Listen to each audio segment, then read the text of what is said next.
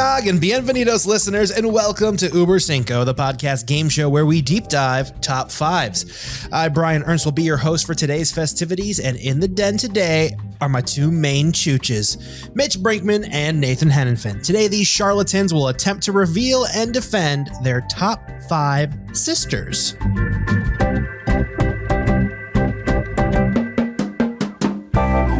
Our first guest lost our respect when he became a dog dad, but earned it back with his perfect quaff and steady sponsorship dollars from Mike's Liquor in Ely, Minnesota. It's Mitch Brinkman. How are you? Thank you very much. Hi, I've never had a sister, so today I will be living in pure fantasy land as I imagine what it would like to have one and how it would have changed my life and how just cool and nice they are. So that's where I'm kind of coming at today's episode from. Was sad to hear that Ely, Minnesota does not have a sister city. Found that out in my research. So there it is. Wow, way to start us off on a low note. And our next guest is the only other one on the show today with a sister other than myself. I have no follow-up, just it may give him an advantage over Mitch today. So it's Nathan Hennenfin. How are you? Hi, I'm good. And yes, and of course, a special hello to my sister, Laurel, who I know will be listening. Hi, Laurel. Thanks for being my sister. Hi. $5. She didn't make your list. I'm making that bet.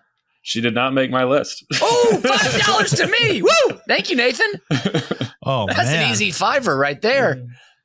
I guess I should do it too. Hi, Allison, before I get booed out of the room. If you all want to get blown to the moon, head on over to the all-new bizbear.biz, which simply brings you right to ubercinco.com, the refreshed home of our humble pod.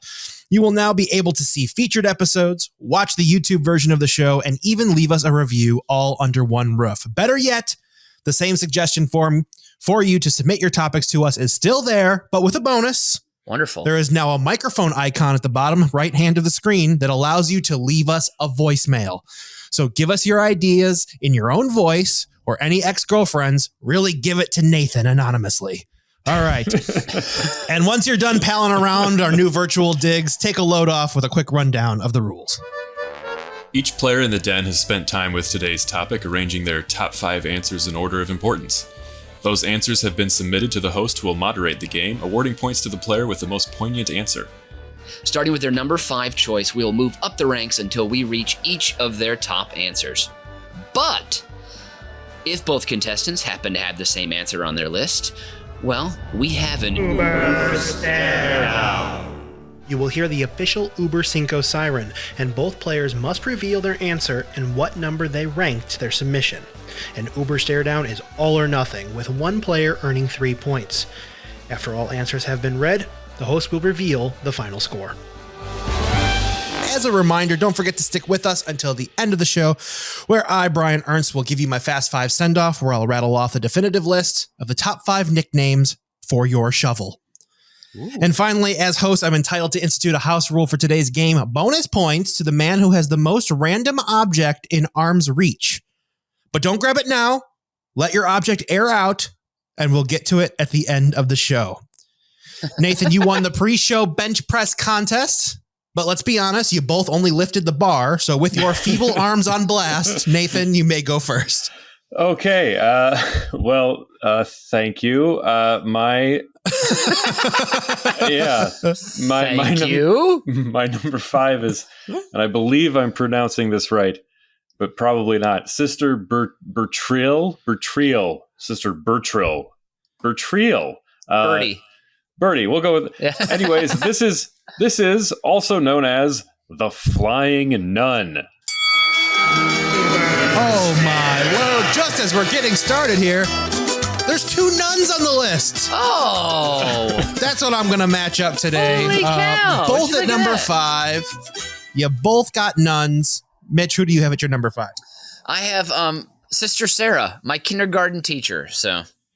Oh, wow. Well, this is going to be a battle of the wits. Yeah. All right, Nathan, you were first, so please kindly describe to us Sister Birdie, the Flying Nun. Well, she is different from Sister Sarah in two main instances here. One, be careful what you say. One, she can fly, and okay. two, she's fictional. So the Flying Nun was, for some reason, a sitcom in the 1960s. And I did a lot of research into this, and as far as I can tell, the premise was that there was a nun who could fly. And that is basically as far as it went. And they stretched this out for 3 seasons. Now, this nun who could fly, the flying aspect was supposed to be like something that helped her solve problems. Okay. And we'll come back to that.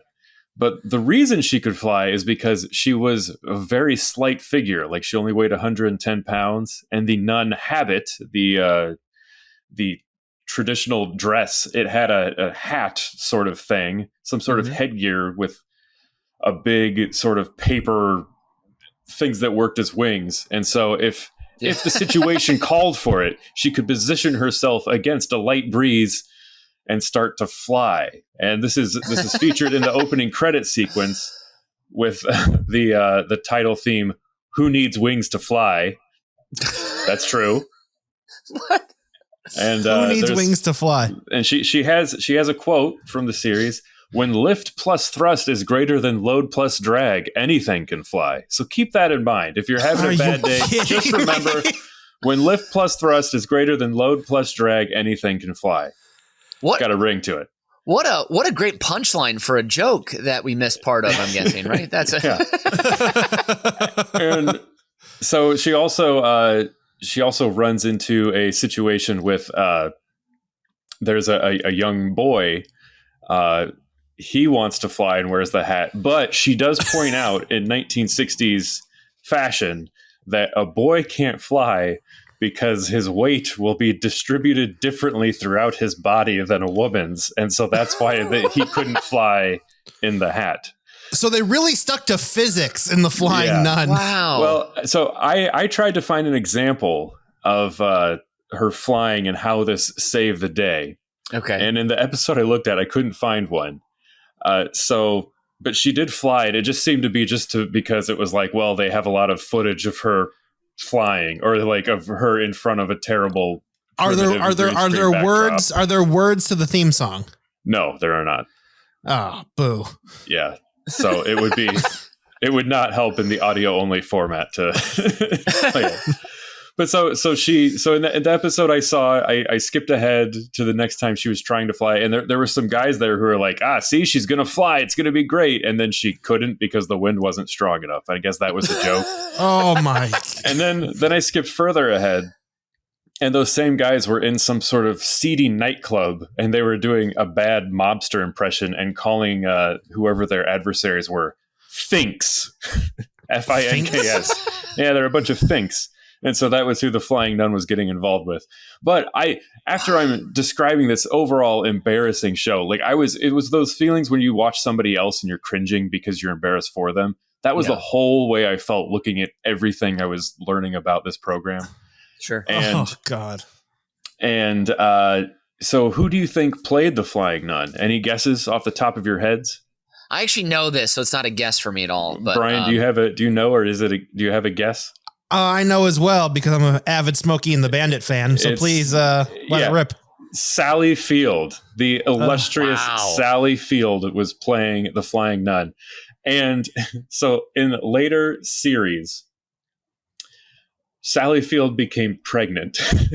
And Wait, in real life or in the show? In real life. Oh, okay. I was gonna say, okay. What a writer's room. Yeah. So, really going for it. It's the grounded season. No one's picking. So this became a problem, but also this does allow me to tell one of my favorite jokes of all time. Hey, Mitch. Mitch, how did the nun get pregnant? I don't know, Nathan. How? Someone fucked her. So, anyways, someone had That's how it works. Someone had knocked up Sally Field in real life, and so Sally Field was pregnant, and that throws off the whole premise of her being a celibate nun. So they can't have her broken and pregnant. But they were equally as worried because, as you pointed out, Brian, physics were taken very seriously, And so she no longer was at flying weight if she was pregnant. So they had to film her with obstacles in front of her abdomen area and use a stunt double and long distance for the flying shots. They didn't cancel the show. This show ran for 3 seasons. And according to Wikipedia, the second season, they went for more slapstick humor. But then in the third season, went back to more of the sentimental, saccharine sort of lesson learned type of humor. And it was the 60s, and they made 3 seasons. So they probably made, 102 total episodes? Something like that? There were, it would be way too many episodes of this. Millions of dollars were spent on this absolute train wreck of an idea. Too much time on this train wreck. Try and save it, Mitch. Go ahead, head to head with this flying nun who's pregnant with your real life nun. Yeah, my nun never got pregnant. She never had a child, and that's why she had so much love to give to all of us young children at school. And I'm talking about Sister Sarah, my kindergarten teacher. She was the perfect kindergarten teacher. She was bright, she was sunny, she was warm, she could give a good hug, and she liked to smile. She also played the guitar and could tickle the keys and could play a recorder and had a nice voice. And she is who I learned how to be nice from. I mean, my parents kind of taught us, but at school, she was very warm. She taught everyone to be compassionate, to have empathy. And she once caught me making out in the coat room with 2 girls. And she didn't send me to timeout for 10 minutes. She didn't make me feel bad about it. She just said, "Would you 3 please rejoin the class?" As we pretended that we were just looking through our backpacks. And then we're like, but yes, of course, we will rejoin the class. But so she was a very nice teacher. Wait, you were having makeout sessions in the closet at 5 years old? Yes. It was in the back of the room, and it was sort of it was like a little mini hallway in the back of the room, only it was just like a wall basically. So on the other side of this wall, long stanchion of cubbies and hooks for your coats and whatnot. And so a nice little runway back there. And me and 2 girls went back there, and we were Melanie and Jasmine, and we were kissing. So at 5? Yeah, kindergarten. Yeah. That is weird. What's wrong with you? I guess there must have been something, but Sister Sarah didn't make me feel like there was anything wrong with me. She was like, "This is natural." I'm not Sister Sarah. I'm telling you, there's some real pent up sexual energy starting very early in the kindergarten. I guess I don't know what to tell you. I don't remember how it came about. I just remember that it happened and that we pretended to be looking through our backpacks for our lunches when she came in, because we thought that would all be believable. 3 people at once looking for their lunches. So she didn't buy it, of course. But, so it's high school level plot being dished to her at a 5-year-old level. It's too much for her to handle. It was also, I should say, I didn't start kindergarten at 5. I was probably 6. So I just want to make that out there. So that doesn't make it any different. Super genius starting school at 5. So, I'm trying to remember. I can't even remember any. I remember I have one memory from preschool, and it was me trying to get a girl to share a booger with me, not make out with me. What is wrong with you? That is incredibly sexual. My God, worse. That's trying to share your booger with a girl? No, she asked me if I ate mine, and I was like, "Booger's a euphemism, right?" No. Oh, okay. Wait, you want? Nah. We didn't exchange boogers. They were our own personal boogers, okay? There was no exchange of fluids like in Mitch's story, all right? Okay. So let's continue. Okay. You 6-year-old sex monger. So what was also so great about Sister Sarah is that she had a direct comparison, one grade above her in Sister Pauline. Sister Pauline, classic, angry, mean, Catholic school nun. She would pick you up and shake you a bit if you were talking too much. She might give you a nice spank on the backside if you weren't listening. She would grab you by the ear if you were getting out of the line on your way to the bathroom. She didn't take no shit, no prisoners, no monkey fuss, none of that. There's a Brinkmanism if I've ever heard one.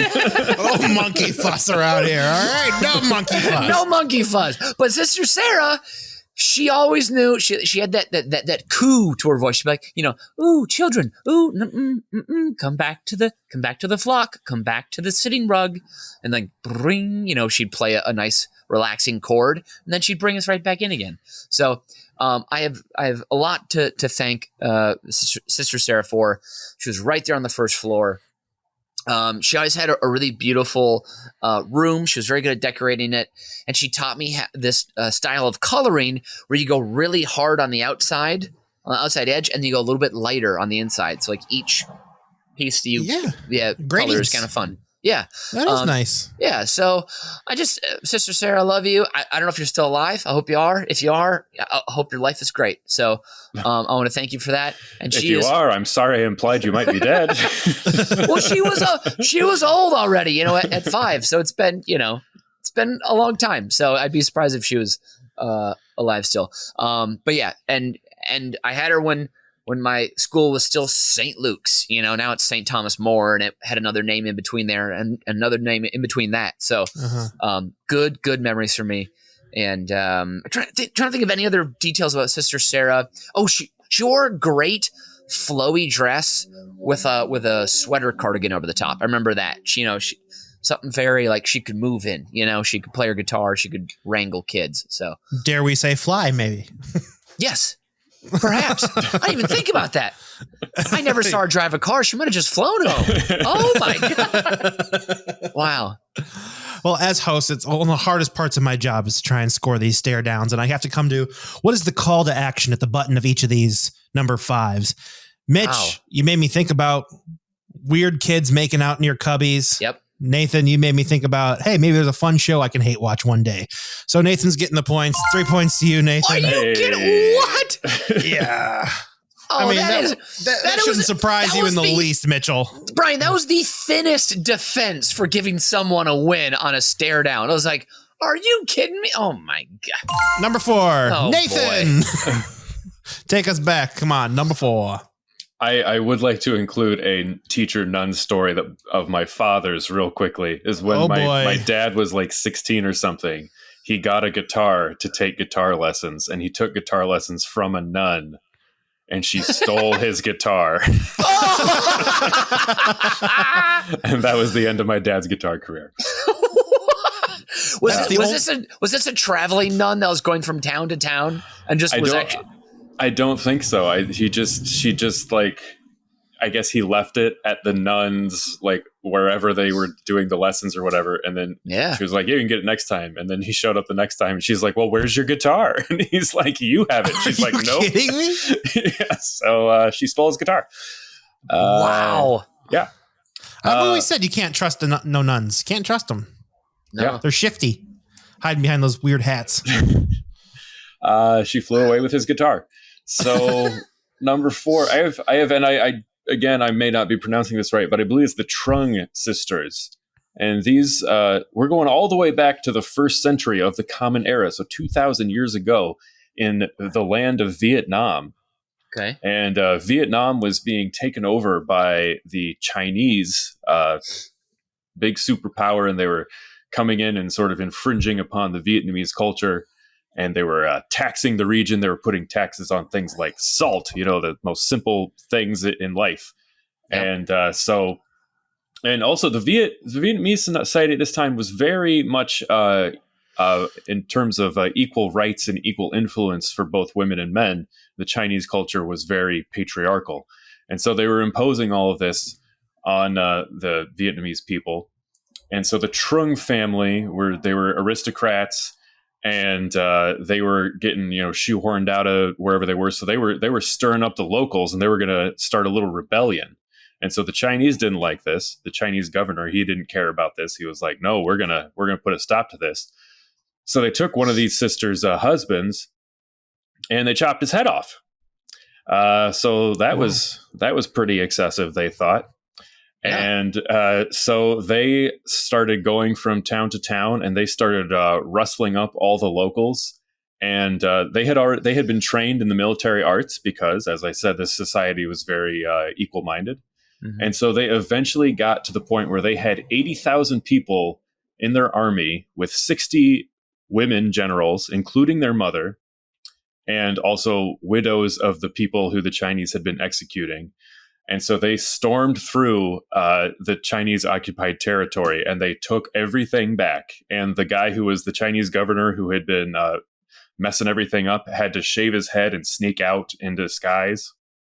And so these women Oh. became the queen and empress regent of the region for a good solid 3 years. And then there's stories. These are pretty sure these are legends, but the stories that grew from this was that some of the women who were fighting, that one of them actually gave birth on the battlefield. Take that with a grain of untaxed revolutionary salt. But anyways, they ruled for 3 years, and then unfortunately the Chinese sent in the full might of their powers and took everything back. And it did not end so well for these sisters. They aren't sure exactly what happened to them, but they were removed forcibly from their station at the top. But pretty badass run there from the Trung Sisters. Wow. I did not think I was going to learn something tonight. So this is... I didn't either. That's a win. I was going to try and think of a joke about beheading, but it feels like it wouldn't land or be accepted in this current. I'm in the same boat, which is why I'm just going to ask you, Mitch, why don't you give me your number 4? Oh, yeah, sure. Instead of trying to make jokes about this important history lesson. Yeah, sometimes it's not always good to make light. Well, these next sisters did a lot also for their people, just in a bit different way. Perhaps. Or that might have been a very off-base thing I just said, but we'll see here. My number 4 are the Haynes sisters from the classic white person Christmas film, White Christmas. Here it is. Sisters, there were never such devoted sisters. Never had to have a chaperone, no sir. I'm here to keep my eye on her. Caring, sharing. Every little thing that we are wearing. I was trying to sing along, but I don't know, since we're remote from each other, the timing might have been it's off. Completely out of time, and it's been great for everyone to listen to. Yeah. So, but you missed the best line of the song, of course. Mitch, I'm sure you know what I'm talking about. The best line, in my opinion, would be I don't know. Wait, I don't know. Lord help the mister. Lord help the mister who comes between me and my sister. And Lord help the sister who comes between me and my man. Yeah, there it is. That is the best line. I feel like a bit of a fraud that I didn't remember that off the top of my head. But these two sisters are elegant. They're doing a nightclub act. Brian, have you seen White Christmas? I have not. You have not. Okay. Oh, I know what we're doing. December 24th, boys. Get the hot chocolate ready. But this is George's aunt. Rosemary is one of these sisters. The other one is Clooney. Yeah, Rosemary Clooney. The other one is, what's her name? Something Allen. I don't know. That's whatever. But yeah, so they are in beautiful ball gowns. They're at a lounge in Florida and they're performing. And there's Bing and Danny see him and say, "Hey, we got to take this act on the road with us," whatever. Like they're a whiz bang duo, whatever, they're talking about. And whiz bang duo. And no monkey fuss here. Yeah. Ooh, I'd like to get them on the train and do all the monkey fussing that I can with those sisters. And they're completely taken by him. The sisters play him like a fiddle to advance their careers. And they look just incredibly elegant. And that is the best song, in my opinion, in the movie. And then Bing and Danny do their own rendition of it when the sisters have to sneak out the back of the club. And so they pretend to be sisters, which is just bawdy good times when men are pretending to be women in the 50s. Man, it's incredible. It got better 3 decades later with Bosom Buddies, so it's a fine trope. Leaps and bounds ahead. And another fun thing about this movie is that these two women look nothing like sisters, which is, pretty classic for movies, though. But they look out for each other. They're always in each other's corner, which is very nice. And they're always pulling for each other. They want each other to find love, which is always a nice with men 30 years older than them. Hey, you took my next bit. That was my next bit. Rosemary Clooney's 24 and she's falling for Bing, who's 51. And you'd think she'd figure it out in the movie when he offers her like liverwurst sandwiches with milk. she's gonna be like, "What are you, a goddamn grandfather? Get out of here!" You know, like that's a dead giveaway when a guy's like, "Oh yeah, I love a lot of stinky mustard and horseradish with some liver on a sandwich." Like you're clearly an old man. Bing Crosby's slacks, and I believe slacks is the only word appropriate. They're up to about his rib cage in this movie.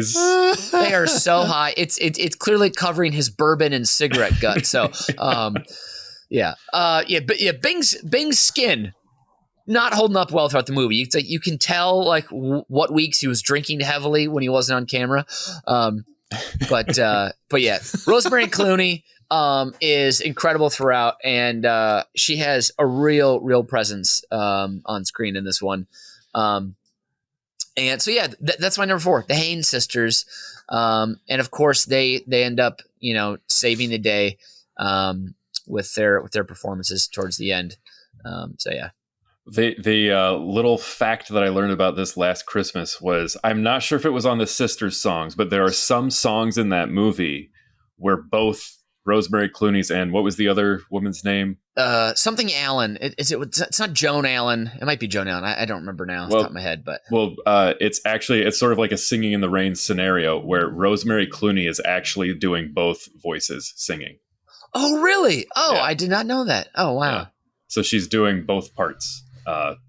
That's how talented she was. Yeah. We all know the it's in the Clooney genes. Like, come on. Yeah. Like that got passed down a real lucky line of folks. Yeah. The other actress though too, she was an excellent dancer. Unbelievable dancer. Yeah, an unbelievable dancer, and also like famous for her. I think she had like a 24-inch waist or something like that. Like Oh my God. she definitely had an eating problem, but it's crazy to see because she's maybe like 90 pounds during the filming. But just like doing these kicks where her knees get up to the side of her, of like her forehead. Like she goes all the way up with them. So yeah, there's some really impressive dance numbers, from the era of film where like there's no like close-up shots or cutting. Like they just show the whole number. So yeah, that's my number 4. And the audience can look forward to us recreating that dance number in full this Christmas. All right, number 4. I'm going to score them out. Nathan, I'm glad you highlighted these sisters. We needed to know them, but I'm sorry, didn't bring out the fun as like I was hoping. So you're getting 2 points to Mitch's 3 for, well, it's Christmas. Like you're playing to me. Even on a movie I haven't seen. Nice work. Gotcha. So gotcha. 3-2. Let's go snake round this time, Mitchell. Bring Love me it. number 3. All right. My number 3, it comes directly from my upbringing and my heritage, and it's my family core, and that is my parents' hometown of Melrose, Minnesota. And the reason I'm picking this is that because it is a sister city to not one but 2 cities in Germany. And this is not normal because Melrose is only about 3,500 people, and they've got 2 sister cities. They love being connected to other sisters across the world. Buell, Germany, and Legden, Germany. Now, there's not a lot to do in Melrose necessarily. You can go to El Portal, get some good Mexican food. You can go to my favorite pizza place in Melrose, John Doe's.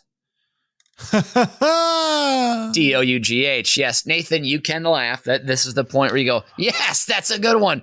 It actually took me a minute to get where that pun was going. I literally would have needed to read the sign. That's how stupid I am. Welcome to Melrose, Minnesota, to the pizza place where we only serve missing persons. Come on down for no monkey fuss. Sorry, I was gonna do a missing persons joke, and then he said monkey fuss, and I was thrown into it to a tither. You know what'll throw you off? And just Sisters. sisters. So and then, but the Buell, Germany. It's an industrial town. There's nothing too crazy about it. But Legden, Germany. Beautiful small town, about 7,000 people. Every couple years, they have the Dahlia Festival. Now, Legden is quite near where they grow a lot of tulips in the Netherlands. But here, they have the Dahlia Festival. They have floats covered in dahlias of all different colors. So this draws a lot of flower tourists, Are there a lot of those? Well, in Legden there are every 3 years when they have the festival. And also, of course, they're a quaint little town. They love their beer. They have some nice little B&Bs and whatnot. And so I'm just proud of Melrose. You know, they for a long time the biggest thing in town was like the new water tower that went in the mid-90s. Oh, I can relate to that. We in 7th grade, we everybody in school, we walked around the corner and joined all the retirees who had taken lawn chairs and sat them there as they took the crane and put the top half of the new Roseville water tower on top of what was already up there on the structure. Yep. That was a school, like the whole afternoon. We just watched them swing this thing and drop it right on top. And every single person from age 5 to age 90 was like, yeah, they got the dimensions wrong. That thing ain't going to fit up there. And of course it did. Because what did we know? We were idiots. Anyways. I thought you were going to say we all burst out in applause and a great American heroic thing. And it was they fucked that up. It took them so long that we had to go back to like finish school before they finished it. So we didn't even get to see the crowning They're moment. probably up there being like, we're not waiting for them. Like, we have a job to do. Yeah. Like, you can sit your lawn chairs out all goddamn day. I got to make sure these bolts line up, bitch. I mean, when it went up in Melrose, my grandma, she told us a story about it, and you could see it from her front porch. And it had that, you know, like when the 90s, when they did logos, it was kind of like, it was like splashy and like maybe there's like droplets of paint that were left behind, you know, by the letters. That's what the logo was. And so it was part of their new push, you know, for tourism and, you know, and people to move in and to expand the town. So water tower logos are important. I can tell you the name of the woman who designed the floral. It was a lovely lady named Helen Perrine she was a local lady who did paintings. She was a classmate of my grandfather in high school, and she painted a rose thing that then went on the water tower. Wow. See, it's funny you say it because there's a town about 15 minutes south of Melrose. Like when you're driving to it, you'll pass it. And this town had a smiley water tower, and it was right by the freeway. So you always pass, you know, ooh, there's the water tower with the big smiley face on it. We got 10 minutes left to Grandma's house. And so I think there was like water tower envy and competition going on in the area. So Melrose was like, we're putting up a bigger one. It's going to be much whiter, much brighter, and it's going to be splashy with a big M for Melrose. Whiter and brighter. Melrose, Minnesota.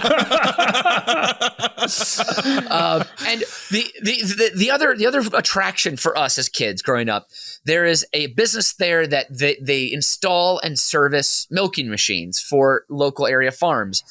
And their business name on the billboard, it just says, "We do cows." And we always thought that was the funniest thing because you're like, oh, we do cows. Yeah. You know, a little tawdry. So yeah, I'm in general, I'm just proud of Melrose. I'm proud they have 2 sister cities over in Germany. Actually, I have a couple cousins who went over to Germany in exchange programs during high school. So it actually helps connect the world a little tighter. So you are describing my grandma Barb's dream to see a town-changing event through her window while sitting down. She would love nothing more than to have this happen near her. So, to Grandma Barb, let's hope they change that windmill. At least you can see outside your window now very shortly. John and Nathan, for your number 3. Well, my number 3. God.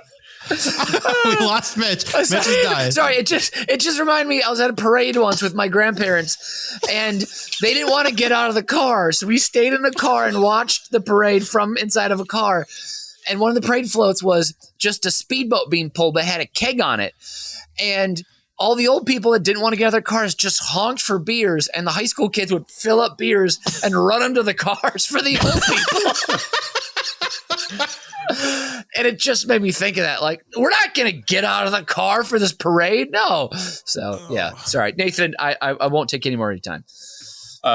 Well, it's a good segue into mine, because this is a very Grandma Barb small town friendly selection, and that's the village of Sister Bay, Wisconsin. This is in Door County on the Door Peninsula up there in northeastern Wisconsin, where I have been on about 20 vacations with my family, most recently being 2 years ago. So Sister Bay is one of the most year-round towns in Door County. It's mostly a seasonal place, but Sister Bay's got enough going on. They have a Piggly Wiggly grocery store. I don't know. Have either of you shopped at a Piggly Wiggly? I have, yes. I Recently. have at all. It's the first grocery store, I believe, like that actually decided not to have somebody pick your groceries for you. They came up with the aisle systems where you can go down and actually pick your groceries and price them yourselves, as opposed to giving somebody a list and be like, yeah, I'll get this. This will be $6. Nope. They changed the game. Really? Yeah. Piggly Wiggly changed the game. Wow. That is amazing. I did not know that. Well, I will appreciate the pig, as we call it, even more next time I'm shopping for my Ritz crackers and Cheese Whiz, the classic Hennenfent family vacation staple. So not far from the pig, you can, of course, go to the Pirates Cove mini golf place. Oh. Have you ever mini golfed at a Pirates Cove? Oh my gosh. Well, this is as fun as it gets. They have like the big plastic caves where there might be some treasure inside. Oh. And they got waterfalls, and you hit the thing and it goes into the Fun water stuff. and then it just, your ball floats down the stream, and then it goes down a hole and then it pops out somewhere else. Oh, that's the good stuff. And at each hole, it's a whole 18-hole course here. No 9-hole course. You're getting your money's worth. This is Sister Bay, Wisconsin, boys. We're not getting scammed here.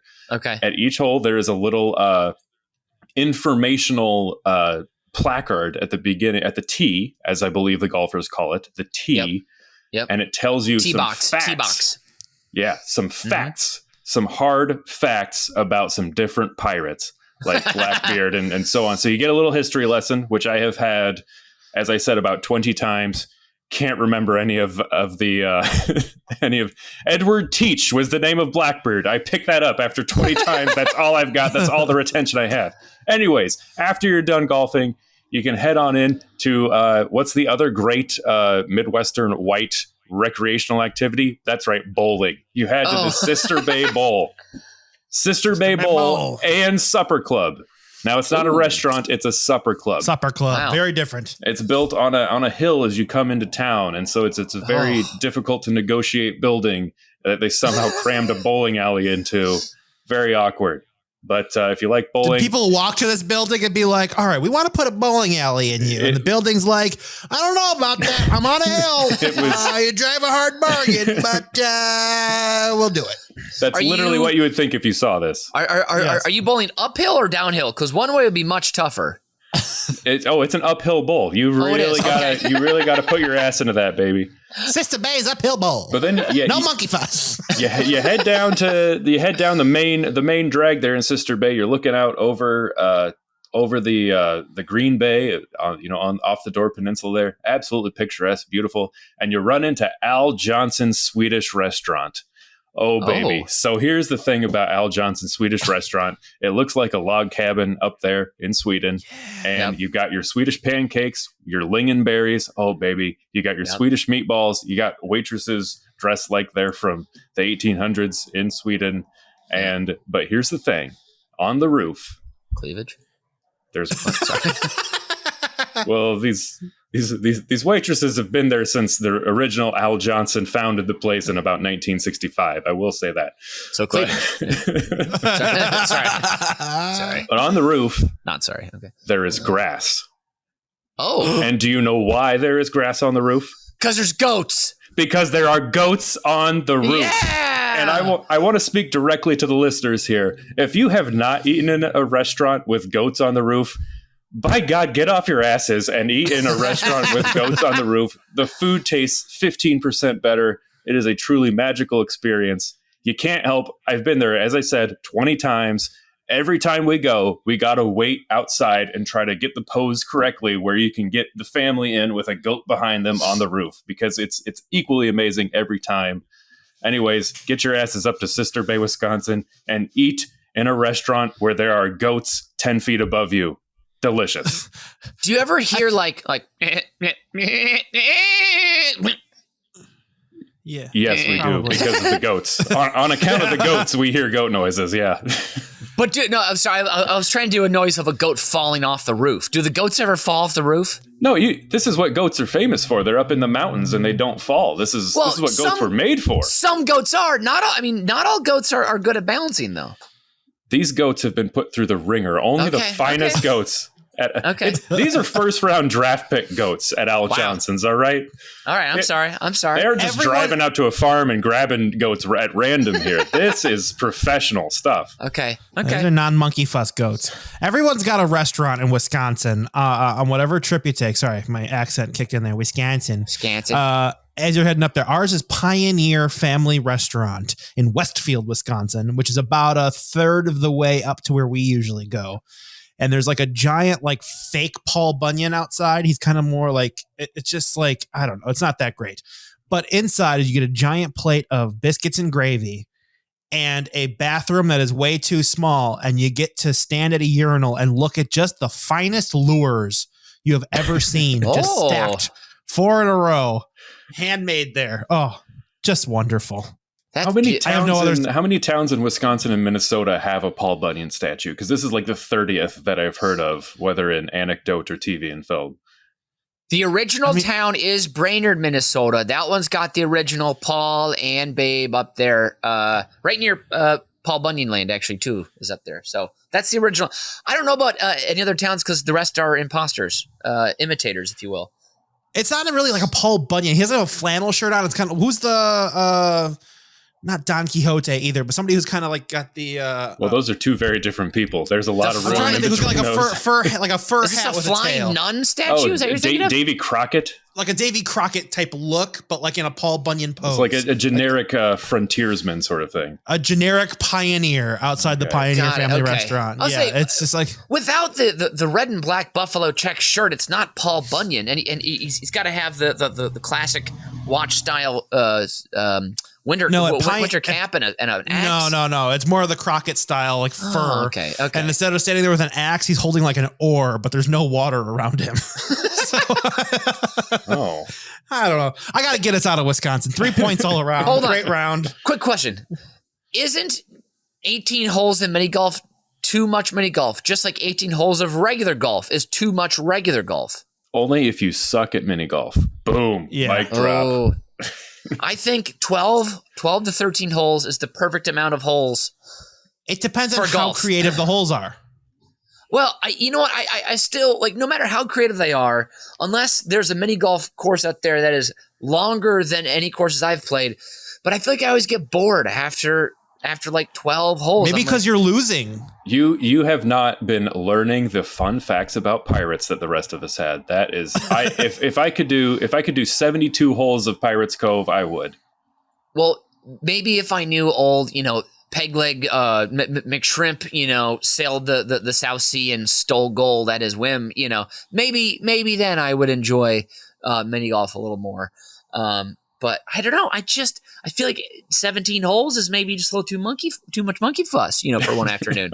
12 feels like enough to me. That again, my opinion. You guys, my opinion. I'm sorry. I'm not coming for your clubs. All right.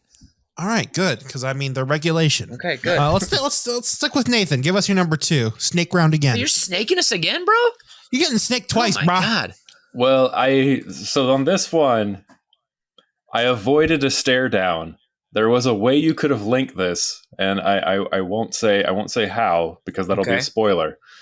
But I went with the Weird Sisters, which are the classic witches from Macbeth in Shakespeare. And I love bringing up Shakespeare because Shakespeare is, like most people who talk about Shakespeare, something I have half read and half understood, but like to bring it up to make myself sound smart.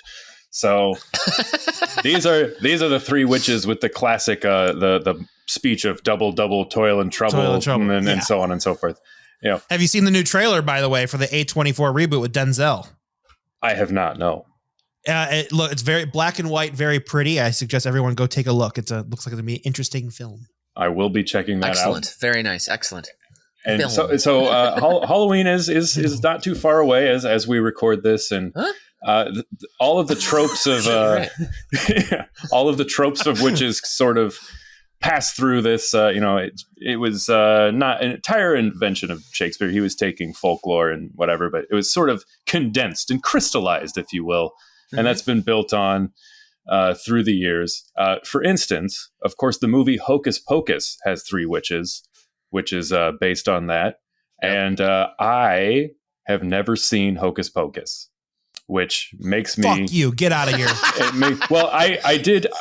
It was on. I was in the room where it was on when I was in 7th grade, but we were all too busy just like being 7th graders. So 7th grade is too old to see it for the first time. You gotta be younger to get hooked. But I know it's a Halloween classic. And then also there's of course the great movie featuring 2 fine actresses called Double Double Toil and Trouble, the TV movie from 1993 starring the Olsen twins.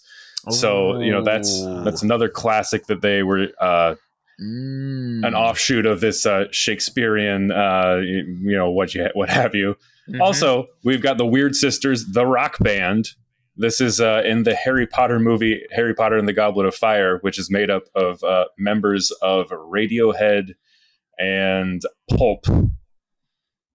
Yes, Pulp, that band that I don't know anything about. I'll say I've never heard of Pulp. Jarvis Cocker is the lead singer. I know that, but yeah, they're in one scene.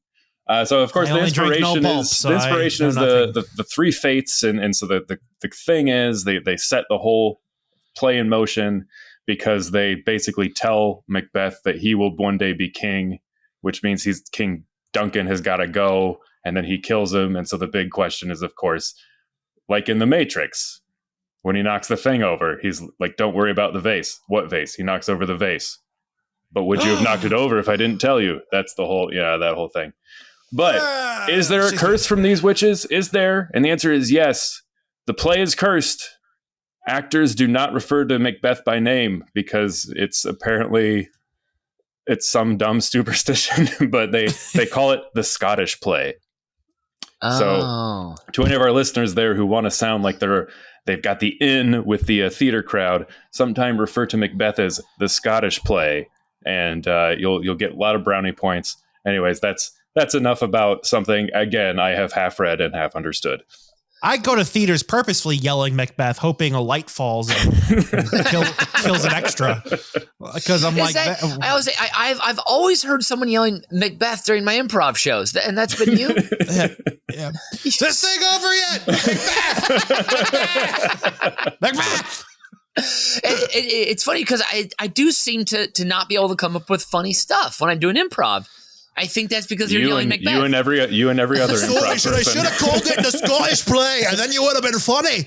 No, that's not what we're doing here today. Oh my God. Anything else, Nathan? That's it. Before I move on to this improv genius. I'm done. I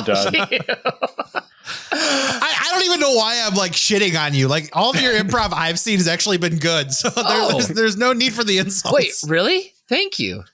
Your improv, not anyone else's. That's nice of you to say. Okay. That's just because you're my friend. That's all. Okay, my number 2, here we go, is an incredible force of nature in the entertainment industry, and that is the Olsen sisters. Now, of course, we know the ones, Mary, Kate, and Ashley from Full House, and their enormous empire of kids products, kids movies, kids clothes, kids backpacks, kids snacks, kid pencils, kid shoes, kid jumpers, kid posters, kid notebooks, kid folders, all those kind of things.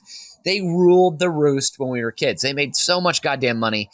And I kind of love that they made all that money, and now they're just they're not trying to do too much. They're just kind of chilling. And they haven't forced their way back into showbiz. Maybe they don't want to go back in, and I totally respect them for that. But then their sister, Elizabeth Olsen, she has quickly become one of the most sought-after actresses in Hollywood. Martha Marcy May Marlene, if you haven't seen it yet, you got to see it. Her starring opposite John Hawkes is an absolutely riveting tale about a small little cult. It is it is. I do like John Hawkes. It's an amazing movie. It's so creepy. It's just spellbinding, all of it. Also her in Wind River with Jeremy Renner. She kind of saved that movie. And now she's doing, what's her Marvel series? I haven't seen it yet, but WandaVision. WandaVision. Thank you very much. So she's totally killing the game right now, snapping necks and cashing checks as her older sisters, right? Mary Kate and Ashley are older. I actually do not know the answer to this. I think they are older though. Okay, as they just keep they just continue to giggle as they just collect interest off their pile of cash as they just continue to live. So the Olsen sisters, I feel like those two little twins. Granted, I didn't watch a lot of their made for TV movies or straight to VHS movies where they're like Mommy's Little Detectives or whatever, and they're dressed like little Sherlock Holmes or whatever, or like Mary Olsen Sisters in Monkey Fuss. I remember Monkey Fuss would be a great one, or they inherit a zoo and have monkeys as their best friends. And perfect. Yeah. I remember seeing a VHS tape at one of my younger cousins' house where it was the Olsen twins, and they were wearing trench coats because you're gonna solve a mystery if you're in a trench coat, and of course 9-year-old girls would have trench coats. So the question is, do they have an adult trench coat and one Olsen sister gets on the shoulders of the other and they truly infiltrate? That would have been a much better movie. Yeah. See, this is what I should have written in the 90s. Yeah. Well, and then you put in the what was it, the spyglass or the hour? What's the magnifying glass. And then the producers of Carmen Sandiego are like, hey, you guys, we think your idea is pretty. And then they're just like, here's $500,000. And they're like, okay, great. Yeah. Make your movie. Cool. Bye. Awesome. Bye. Done. So I think that they just influenced the idea of 90s culture and early 2000s culture so much that you could not get away from them. And people were just so obsessed with them having so much money as kids. And then I remember there was a lot of backlash, like, how dare they just disappear into their own lives as they become adults? Like, what are they even doing? And it's like, who cares? They Macaulay Culkin. Yeah. It's the move. Yeah. Do it. Who freaking cares? So that's my number 2. They just had such an outsized influence in our world before they really could understand how to do it or that they were doing it. Kind of a fascinating and terrifying happening of the 90s. So man, well, I kind of figured we would have to have the Olsen sisters on this list at some point. I mean, that's just a given. Yep. Which is why I'm only giving you 2 points for this round. I mean, it's an obvious choice. And Nathan, you're also getting 2 points for this round because, I don't know, Halloween. I want you to save your sister stuff for Halloween. Don't spoil it now. All right, number 1. I get to make up any reasons I want. Nathan, you're number 1. Okay, well, hold on. Okay, no. Let's look at what you just said. Did that? You said save your sister stuff for Halloween. What do sisters have to do with Halloween? Are we doing a Halloween sisters episode? He literally just said witches stuff. Okay. I said sister witches. You said sister stuff. Witches. You said sister stuff. Whatever. Okay, do you want me to take a point away? Are you trying to get me to do it? Go. You know what, Brian? Step to the line. You lose a point. Nathan, number 1. All right, my number 1 is sincerely fucking awesome. This is good, because I'm furious right now. Yeah? This is Sister Rosetta Tharp. Sister Rosetta Tharp, the queen of rock and roll. One of the most badass guitar players who has ever lived. An absolute fucking legend who doesn't get talked about enough, probably because she's a woman. It's not right. Sister Rosetta Tharp, she was born in, I believe, 1915, and she was a guitar prodigy. And she recorded some, and a lot of her recordings were tragically lost in the Universal fire back in 2008. So there aren't as many posthumous releases as we would like. But Sister Rosetta Tharp, absolute killer on the guitar, influenced so many early rock and roll bands and guitarists. Like you think about like Chuck Berry, who's like talked about as one of the godfathers of rock and roll. Sister Rosetta Tharp was doing everything Chuck Berry did 20 years before. And she was black and she was a woman. And so she's kind of been lost to history. Me, as much of a rock and roll scholar as I am, I came to her very, very late. But luckily, she lived long enough to where there is video of her that is available. and she just fucking rocks. She has stage presence. She is all over that fretboard. She fucking rules. And she was opening for Muddy Waters on a tour of Britain in 1964. And there was a particular show in Manchester in front of a disused train station that was actually viewed by 10 million people on TV. That was had a huge influence on the community that was, young people, and people like Keith Richards and Jeff Beck and Eric Clapton and Rod Stewart, and tons of people went to see Muddy Waters on this tour and saw her, and she had just an unbelievable influence on all of their musicianship. But she has never gotten the credit she deserves. She absolutely fucking rules. And there is plenty of good music you can listen to from her. My favorite song is one called Didn't It Rain, but you really can't go wrong. There's precious little video of her, but it is there, and she's awesome. Check it out. Sister Rosetta Tharp, one of the greatest guitar legends who ever lived. That's my number one. Wow. This is a solid choice. I remember researching her not too long ago and being like, it's kind of like when you finally come to the realization that everything you learned in U.S. history class was like through a lens, and you're like, oh, we did a lot of bad stuff in Central America and stuff, and nobody's like talking about that.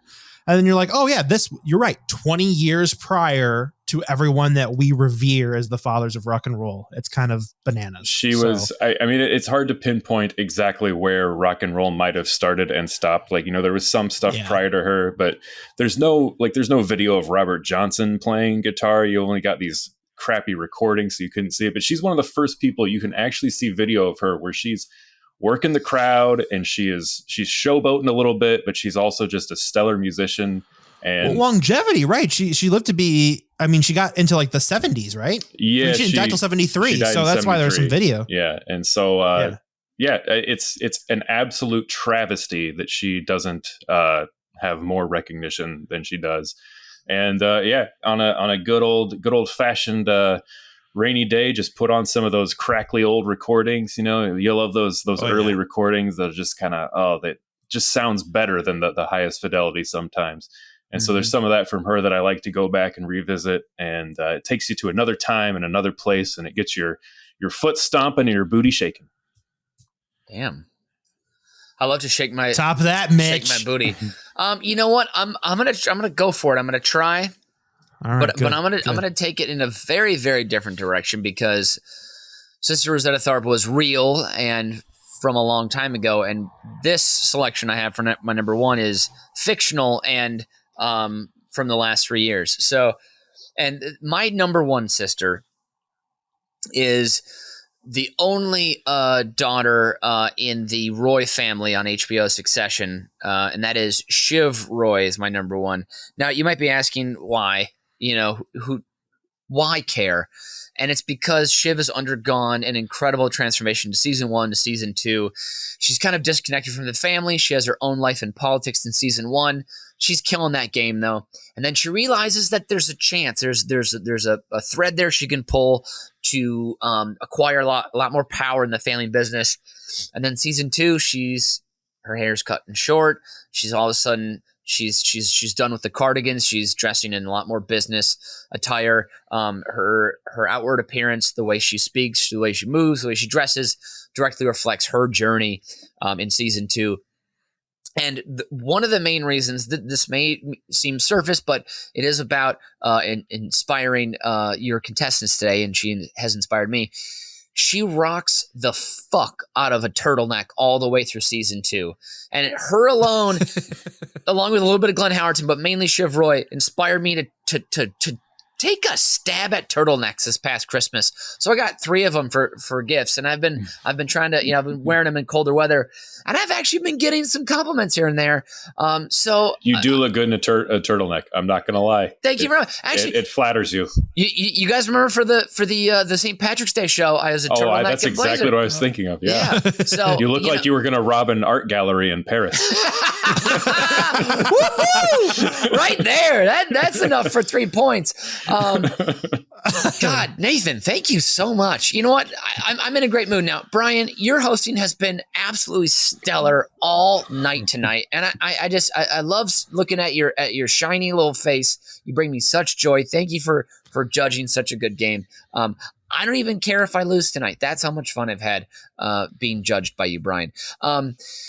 I think you're just trying to make up for those points I deducted, but that's all right. Kiss the ring. Hold on. Let me check the record. Nope. That's not what I'm doing. You're just a great friend, and I just love you to bits. So Thanks. Lastly, I want to say Shiv Roy. She's cool. She's cunning. She's intelligent. In like 98% of the situations, she sees the pieces moving before others do. And again, she knows how to throw that icy look. She knows how to hide her intentions just enough to keep people on the line, to keep those powers of leverage moving in her direction. So Shiv Roy, I can't wait for the season to come back. And at the same time, I've listened to and watched some interviews with the actual actress, Sarah Snook. She's an Australian, and she could not be more engaging, enjoyable, and just seems like an incredible, nice lady. So I would love to hang out with her in real life too. So, yeah, that's my number one. Shiv Roy, number one, New York, badass. Thank you. I know you got to be pumped with season 3 right around the corner. Yeah. Also, I can't lie. In the show, her husband is from Minnesota. And so I'm thinking like, oh, maybe like, I don't know, maybe she might get divorced and want another guy from Minnesota. I don't know. Who knows, guys? Who knows? I can't get ahead of myself. Yeah, you and your fictional HBO bubble. But I have to stay ready. The nights you don't have sleep paralysis, you definitely have really good Shiv dreams. So I'm really hoping that this really gets you into HBO land there tonight. Thank you very much. I'm sorry, did I just out you? Yeah, you did. I don't think I've talked about my sleep paralysis on this show yet. I think you have. I think you've talked about your dreams. We've brought it up. Oh, we both okay. suffer from sleep paralysis, but Mitch's that should be another one. A fast 5 for me is top 5 Mitch sleepwalking moments from freshman year. Yeah, I have a great one. Should I do it now or should we save it for a later episode? Let's do it now. Come on. Now you're teasing us. A friend of mine from home was visiting. I was on a loft bed. He was sleeping underneath it. And I had my rudimentary brick cell phone, because this is 2006, like next to my head. And it starts like vibrating. And I wake up and it's my friend who's sleeping 6 feet below me. And I answer and I say, hello. And he says, your roommate is standing on top of me. So I have to turn around and be like, hey, Mitch, buddy, just back to bed. Okay, there we go. Oh, that would terrify me. Imagine not having the words to tell someone who's standing on you, get off me, please. Right? Like, what's this is a Roseville upbringing. We just don't know we don't handle confrontation well. We don't change our own tires, and we call AAA for men standing on us in their sleep. All right. I have the scores here, gentlemen. Okay. I am not going to reveal them yet because there are bonus points at play here. Now, as you remember, the rule stated that anything that was in arm's reach could get you a bonus point. Yep. So, what do you guys have within arm's reach that's weird? I have an incredible book from the 90s called Best of the NBA. This is so old. The Indiana Pacers still have the jerseys from the 80s. Let me see when this book was. Oh, on the back is our favorite, Michael Jordan. But this book was published. Arm's reach. What's he doing? He's sitting over his chair. He's got long arms. This book was printed in 1994, and this was before they figured out you should design the font and type in books. It's just terrible. It's mainly just about the photographs. So, but yeah. It's the only books I can read anyway. So, Nathan, what do you got for us? I got my corn husking hook for one.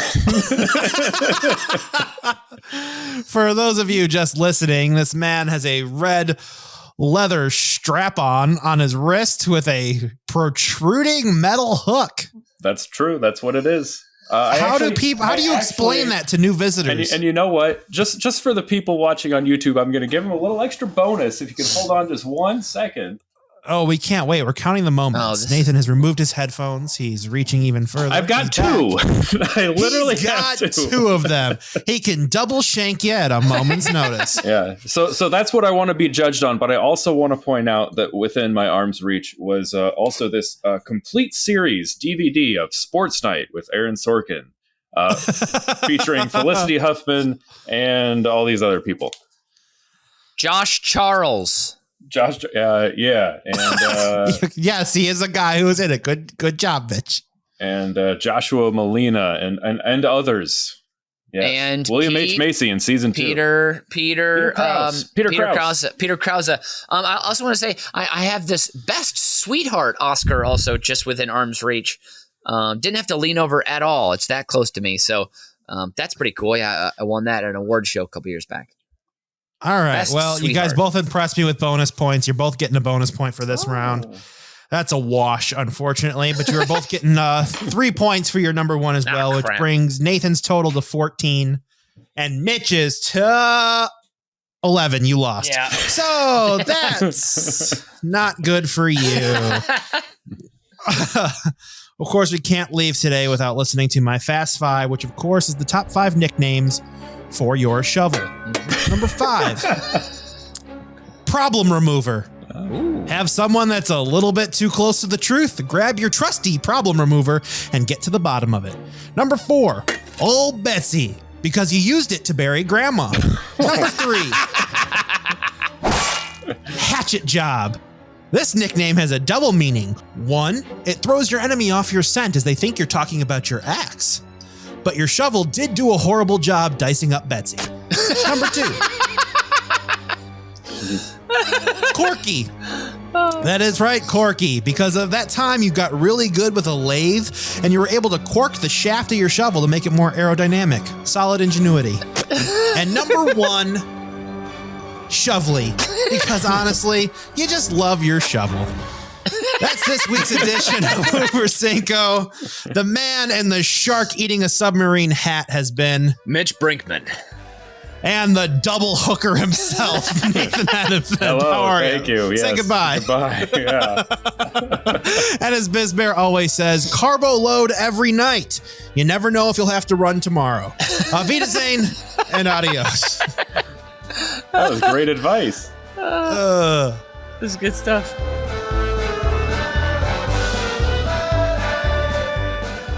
You've just listened to Über Cinco, a production of UBK Studios. Subscribe to the show on Apple Podcasts, Spotify, Stitcher, or wherever you get your fine podcasts from.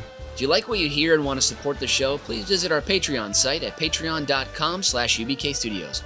Every little bit helps us keep the lights on and the bill collectors at bay. Keep tabs on us on all the social media at UBK Studios, and most importantly, subscribe to our YouTube channel so you can see that we really are just a bunch of good Midwestern boys.